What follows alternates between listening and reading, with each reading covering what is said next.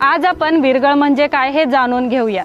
वीरगळ म्हणजे युद्धप्रसंगी एखाद्या वीराला मरण आल्यानंतर त्याच्या स्मरणार्थ दगडावर कोरलेली त्याची प्रतिमा म्हणजेच वीरगळ। आणि या वीरगळीचे वाचन कसे करावे हे आज आपण पाहूयात। या ठिकाणी या वीरगळीमध्ये आपल्याला 3 कप्पे दिसत आहेत, पण बऱ्याच ठिकाणी वीरगळीमध्ये 4 कप्पे असतात। या ठिकाणी तो वीर धारातीर्थी पडलेला आहे हे दाखविले असते।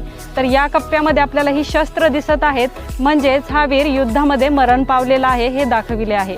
तर या कप्प्यामध्ये या अप्सरा या वीराला स्वर्गामध्ये घेऊन चालले आहेत हे दर्शविले आहे।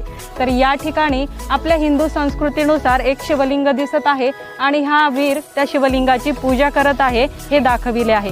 व या ठिकाणी कळस दिसत आहे, म्हणजेच या वीराला मोक्ष मिळाला असा याचा अर्थ होतो। तर या प्रकारे वीरगळींचे वाचन केले जाते। पण बऱ्याच ठिकाणी माहिती अभावी अशा या वीरगळींना देवदेवता समजून त्यांना शेंदूर लावून त्याची पूजा केलेली आपल्याला